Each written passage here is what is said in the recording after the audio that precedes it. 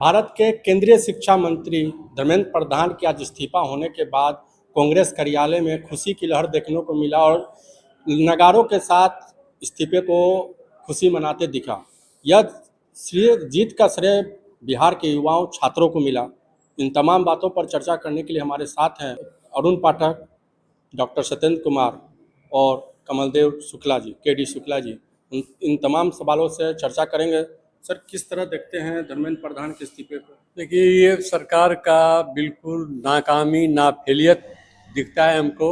और इनके साथ साथ अभी 3 मंत्री और जाएंगे और लास्ट में प्रधानमंत्री जी का नंबर है। देखिए, इतने बच्चों का नुकसान हुआ, इतने बच्चे शहीद हो गए, कितने बच्चे सुसाइड कर लिए और रड में कील लगा के भाजपा आरएसएस के गुंडे पुलिस के भेष में या पुलिस के साथ मिलकर मारे हैं। यह राजनीतिक मर्यादा लोकतंत्र का इतिहास नहीं कहता है, कभी ऐसा नहीं देखा गया। हम लोग भी बहुत दिन सरकार चलाए हैं, इंदिरा की श्रीमती गांधी से लेकर के और मनमोहन सिंह तक देखा कि इस ढंग से गलत कार्रवाई पहली बार हुआ है, अमानवीयकृत कार्रवाई है और आरएसएस का इतिहास रहा है। क्योंकि हम लोग जब आज़ादी की लड़ाई में लड़ रहे थे, ये लोग अंग्रेजों का मुखबिरी कर रहे थे और वही आदत अभी तक है। देश से तो कोई मतलब नहीं, व्यापारियों से मतलब है। ये इस्तीफा देर से हुआ लेकिन ठीक है, इनका हम स्वागत करते हैं। और 2 लोग 3 लोगों का इस्तीफा हो, साफ सुथरा सरकार हो, न अंत में प्रधानमंत्री जी खुद इस्तीफा देके जनता का जान छोड़े, देश का जान छोड़े, जहां भागना है भाग जाएं। लाने के लिए हम लोग तैयार हैं, ले आएंगे। क्या लगता है सर कि जो इस्तीफा अगर और पहले दे देते तो क्या बीजेपी की साक्ष बचती? जो विरोधी दल कह रहे हैं कि युवाओं के आंदोलन पर इस्तीफा दिए, तो क्या पूर्व में देते तो क्या ये बच पाते? पूर्व में देते इस्तीफा तो ये मर्यादा का पालन करते और जो शुद्ध लोकतांत्रिक तरीका उसका पालन करते। तो ये जबरदस्ती इस्तीफा इसको प्रधानमंत्री जी लिए हैं, ये दे नहीं रहे थे, लेकिन फिर भी एक दे आए, दुरुस्त आए। लेकिन हम सही कहेंगे, इनको इस्तीफा दे करके सार्वजनिक जीवन से प्रधान जी को हट जाना चाहिए। युवाओं का इस्तीफा में योगदान काफ़ी, सबका योगदान है। जो लड़के रोड पर लड़े, रोड पर जाके प्रोटेस्ट किए, मार्च किए और कांग्रेस की सहानुभूति रखी और कांग्रेस ने इसको देखा कि अन्याय हो रहा है, तो कांग्रेस अपना भी तंत्र लगाई और अपना प्रोटेस्ट जो गांधीवादी तरीका है उस ढंग से किए। हमारे नेता राहुल गांधी जी स्वयं रोड पर धरना बैठे, उनको भी घसीटाना पड़ा, घसीटा लोग। और जिस तरह से बर्बर कार्रवाई किया गया, इसमें हम समझते हैं कि पुलिस कम और आरएसएस के गुंडे ज़्यादा थे। इसकी भी जांच होनी चाहिए कि वो गुंडे कौन थे जो सादे ड्रेस में बिना नेम प्लेट के छात्रों को मार रहे थे। इसकी भी हिसाब होना चाहिए। जो छात्र मर गए हैं, शहीद हुए हैं या सुसाइड किए हैं, उनको 1 करोड़ रुपया प्रति व्यक्ति, प्रति छात्र सरकार को मुआवजा देना होगा। क्या लगता है सर, बीजेपी के शिक्षा मंत्री जो बिहार के शिक्षा मंत्री हैं, उन्होंने कहा है कि युवाओं को भावनात्मक देखकर उनके सम्मान में धर्मेंद्र प्रधान जी इस्तीफा दिए हैं। अभी क्या बोलते हैं, लिख लोड़ा पढ़ पत्थर तो समूचा बिहार सरकारें है। अभी क्या बोलते हैं, क्या समझ के बोलते हैं, वही समझे। वो पूरा देश में इसको उबाल है, पूरे देश की। बिहार बहुत अग्रणी रहा है छात्र यहाँ का, और इनको भी कहीं इस्तीफा देना न पड़ जाए, ये कहीं सरकारें न चल जाए, ये भी संभावना हम बता रहे हैं।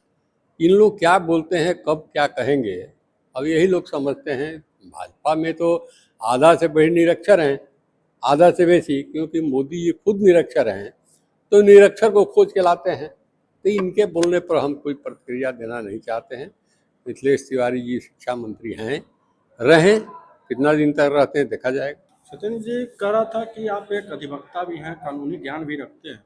जिस तरह से पुलिस के द्वारा, आला अधिकारियों के द्वारा लड़कियों के साथ दुर्व्यवहार करने की जो सीसीटीवी या सोशल मीडिया पर चल रहा है, उसको लेकर क्या सरकार को कदम नहीं उठाना चाहिए? निश्चित तौर पे उठाना चाहिए। अगर किसी के द्वारा गैर कानूनी असभ्य वाला काम अगर किया जा रहा है तो उसको कानून के तहत पनिशमेंट मिलनी चाहिए। इतना ही नहीं, देखिए अभी जो धर्मेंद्र प्रधान जी का इस्तीफा हुआ है, ये 26 बच्चों की जान लेने के बाद हुई है। उन 26 बच्चों की जान बचाई जा सकती थी। अगर ये पहले इस्तीफा देते तो उन 26 नौजवानों जो देश के भविष्य थे, उनकी जान बचाई जा सकती थी। उसमें हो सकते हैं कोई साइंटिस्ट होता, देश के लिए उपयोगी होता। तो ये बड़ी दुखद है। और पुलिस अभी भी कहाँ संभली है। बिहार में परसों भी जहानाबाद में 30 राउंड फायरिंग हुआ, कल भी बेगूसराय में फायरिंग हुआ, पुलिस ने गोली चलाई, और आज भी सीवान में गोली चलाई है। तो पुलिस तो बीजेपी के नेतृत्व में चल रही सरकार में देश भर में बेलगाम हो गई है, कोई संवेदना इनके अंदर नहीं है।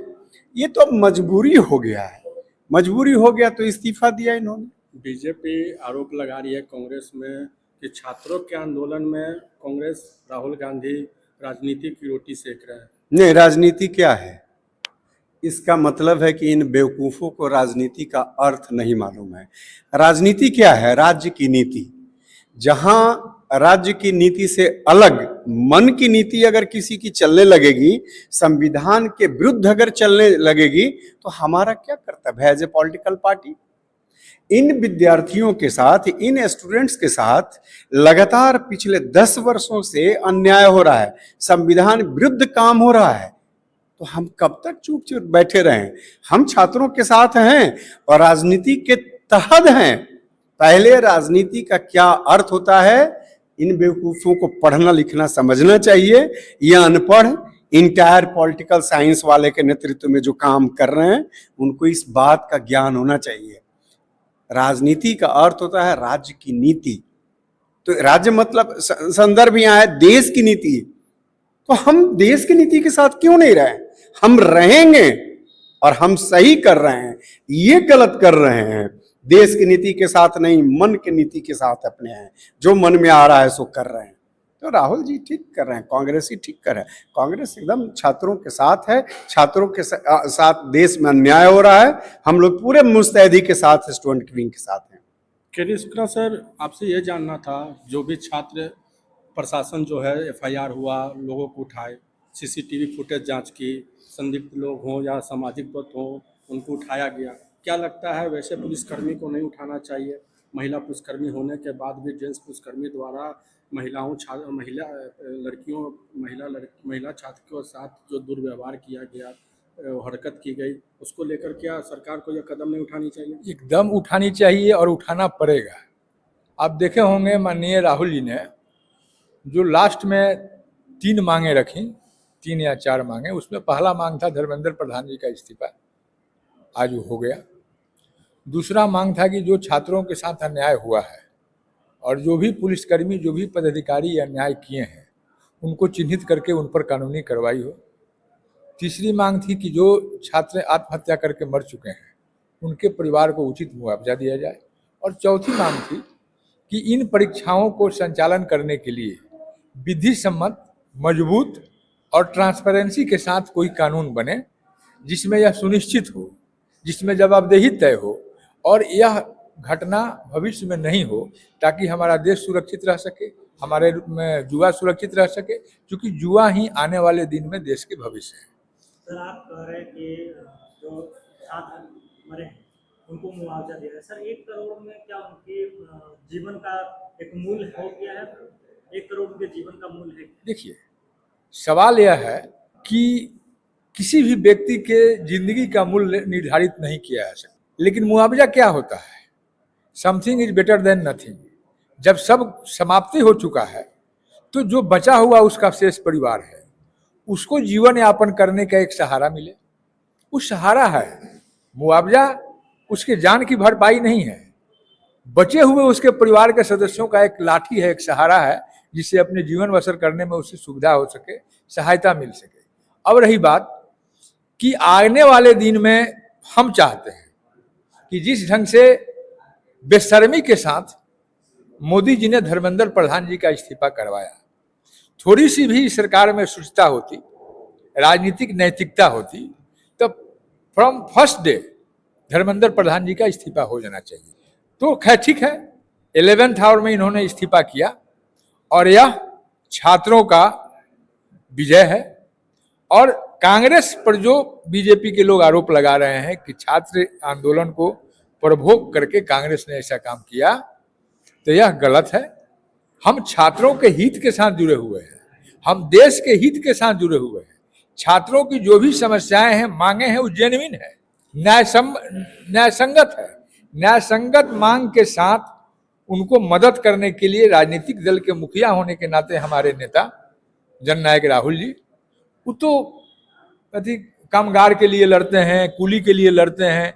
इस सेक्टर के जो वर्ग हैं जिन्हें सहयोग की जरूरत है, संवैधानिक संरक्षण की जरूरत है, उसकी आवाज राहुल जी उठाते हैं। वैसा ही छात्रों की आवाज उन्होंने उठाया और छात्रों की गूंज के कारण आज नरेंद्र मोदी जैसे बेशर्म सरकार को विवश होकर धर्मेंद्र प्रधान का इस्तीफा कराना पड़ा। लेकिन इसमें भी एक बहुत बड़ा गुड़ रहस्य लगता है जिसकी जांच होनी चाहिए। कैबिनेट, नरेंद्र मोदी की कैबिनेट एकदम माने डमाडोल स्थिति में करने का प्रयास किया गया। आखिर क्या कारण था? कहीं ना कहीं राज है। जो डायरेक्ट जो ये उद्योग चल रहा था, पेपर लीक का इंडस्ट्री चल रहा था, इससे होने वाले आमदनी का अंश डायरेक्ट नरेंद्र मोदी के पास जाता था, यह मेरा आरोप है। इसलिए इसकी भी गहराई से जांच होनी चाहिए और इस सरकार को चाहिए कि संयुक्त संसदीय समिति बनाकर एनटीए बनने के बाद से लेकर अभी तक जो भी उसका कार्य प्रणाली रहा है, जो भी आउटसोर्सिंग हुआ है, वैसे लोगों का आउटसोर्सिंग एजेंसियों के खाता की जांच होनी चाहिए, उनसे जुड़े हुए लोगों की जांच होनी चाहिए और तब जाके सुनिश्चित होगा कि एनटीए का खेल किस ढंग से चल रहा था। और यह जो है प्लानिंग करके योजनाबद्ध संस्थागत भ्रष्टाचार था जिसको राहुल गांधी ने उजागर किया इस छात्रों के आवाज के साथ खड़ा होकर। और आज नतीजा हुआ कि न चाहते हुए भी धर्मेंद्र प्रधान का इस्तीफा करना पड़ा। इसी सरकार के मंत्री राजनाथ सिंह जी कहते थे कि मेरे यहाँ इस्तीफा का प्रचलन नहीं है। तो भैया जनता पहलवान होती है, समय पहलवान होता है। आज जनमानस का आवाज आया और हठधर्मिता पर रहने वाले एनडीए सरकार को, जिसमें राजनाथ सिंह जैसे मंत्री कहते हैं कोई मेरे यहाँ इस्तीफा का प्रचलन ना है, आज प्रचलन चालू हुआ और यह प्रचलन नरेंद्र मोदी के इस्तीफा तक जाएगा। कांग्रेस के नेता डॉक्टर अरुण कुमार, डॉक्टर सत्येंद्र कुमार और केडी शुक्ला सर, जिन्होंने धर्मेंद्र प्रधान के इस्तीफे से लेकर छात्र आंदोलन में हुए बर्बरता को लेकर अपनी बातों को रखा, अपनी तथ्यों को रखा। मैं केशव के साथ ओमकार नाथ, नमस्कार।